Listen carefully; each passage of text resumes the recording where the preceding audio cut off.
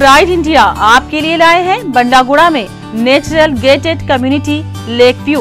बनाइए अपना ख्वाबों का आशियां कुदरती हसीन मनाजिर के पास, जिसमें open plot, swimming pool, park और प्लेग्राउंड जैसे बेशुमार एमिनिटीज के साथ दस्तयाब है।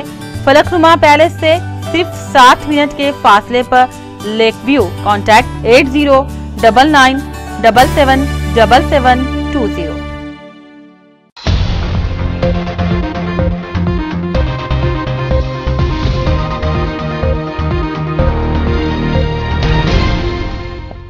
अस्सलाम वालेकुम नाजरीन, मैं हूं मोहम्मद अब्दुल हकीम। 7H न्यूज़ में आपका इस्तकबाल है। ज़िले निर्मल मंडल खानापुर में इकबालपुर देहात में ज़िले एसपी शशिधर राजू 100 पुलिस ओहदेदारों ने कार्डन सर्च करते हुए 2 लाख की सागवान की लकड़ी, 37 बाइक्स, 150 लीटर शराब जब्त कर ली है। आइए देखते हैं निर्मल से शेख परवेज की ये report.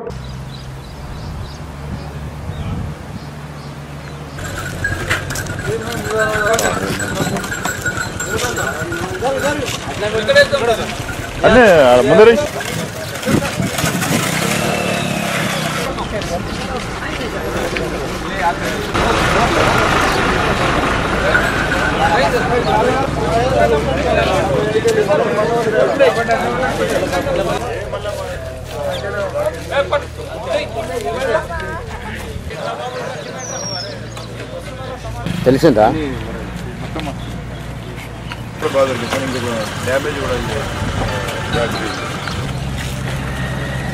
Cotton search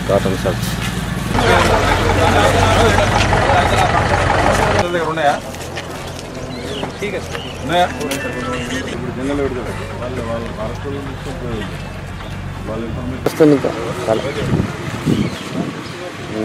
Nirmal division పరిధిలోని Khanapur circle, Khanapur police station పరిధిలో గల ఇక్బాల్పూర్ గ్రామంలో నిర్మల్ పోలీసుల ఆధ్వర్యంలో కార్డన్ సర్చ్ నిర్వహించడం జరిగింది.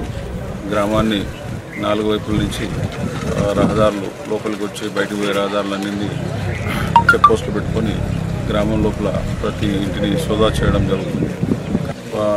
డాక్యుమెంట్స్ లేని, లైసెన్స్ లేని, ఆర్సీ కానీ, ఇన్సూరెన్స్ కానీ లేని వాహనాల గురించి కూడా తనిఖీ చేయడం జరుగుతూ ఉంది.